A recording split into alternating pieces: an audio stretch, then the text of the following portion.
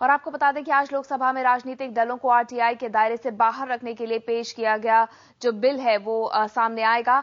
सभी राजनीतिक दल इस मामले में एक राय रखते हैं, लिहाजा सरकार को सूचना के अधिकार कानून में संशोधन के इस बिल को पास कराने में मशक्कत भी नहीं करनी होगी।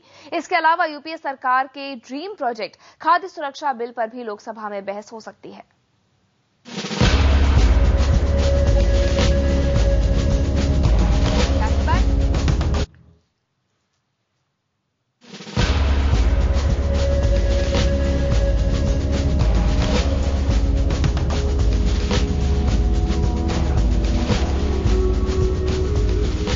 राजनीतिक दलों को सूचना के अधिकार के दायरे से बाहर करने की सरकार की कवायद आगे बढ़ती नजर आ रही है। केंद्रीय कैबिनेट पहले ही इसे हरी झंडी दिखा चुकी है।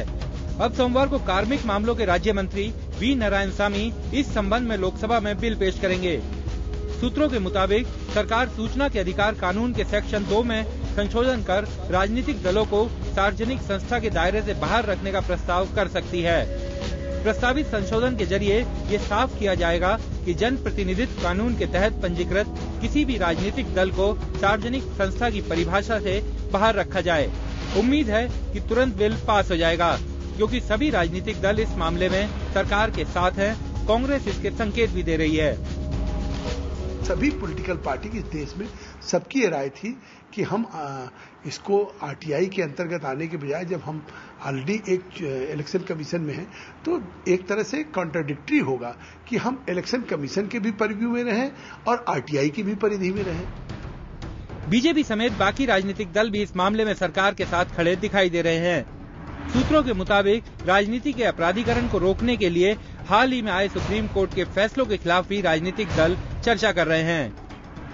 जो सजा याफ्ता लोग हैं उनको राजनीति में रहने का कोई अधिकार नहीं है, लेकिन कानून का दुरुपयोग भी न हो, ये भी हमारा एक पक्ष है। राजनीतिक दल भले ही पारदर्शी होने की लाख दलीलें दें, लेकिन हकीकत यह है कि 20,000 से कम मिले चंदे का कोई हिसाब नहीं रखा जाता और ज्यादातर राजनीतिक दलों को मिली चंदे की अधिकांश रकम इससे कम ही होती है। मानसून सत्र का पहला हफ्ता विपक्ष और सरकार के बीच टकराहट में हंगामे की भेंट चढ़ गया, लेकिन अब बात राजनीतिक दलों के अपने हित की है। जाहिर है ऐसे में संसद में एक राय बनने में ज्यादा समय नहीं लगेगा। विक्रांत यादव, दिल्ली, IBN 7।